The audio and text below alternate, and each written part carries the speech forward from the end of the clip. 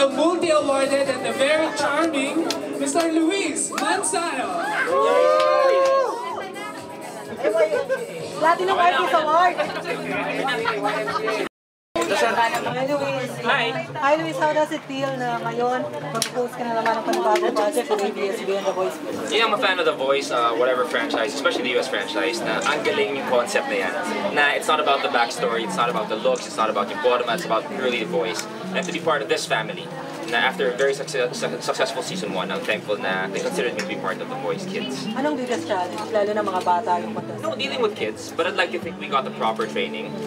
In fact, even before we hosted, we started taping, we got to talk with a child psychologist. Kahit mga coaches natin had to go through sessions with a child psychologist. So, dealing with children, they're more fragile, they're more sensitive, so you have to, especially for someone like me, you have to be a bit more cautious with everything I say or do. Dito ba natututo ka rin sa mga bata? I started with SCQ Kids almost 10 years ago. I did 2 or 3 seasons. I did the Minute to Win It na kids, junior Minute to Win It.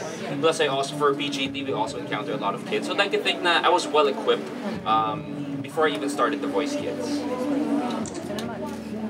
How different is it, because you've interacted yourself with kids, how different is it this time?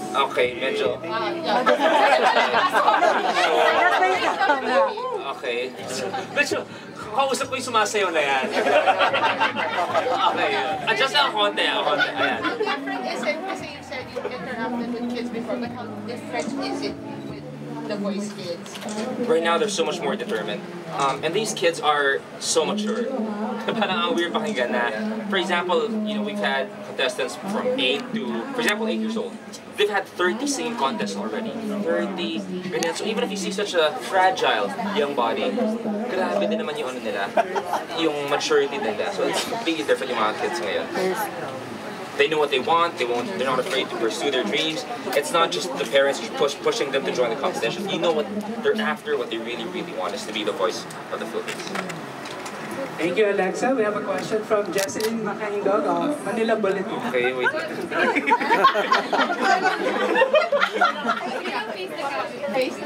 Mas mahirap to. Yan lang! So, syempre, nasa bahay pa. Dito ka. Grabe naman itong gawin sa akin.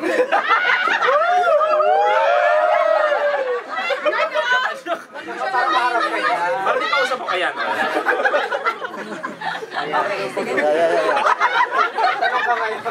Naka-spotlight ka lang.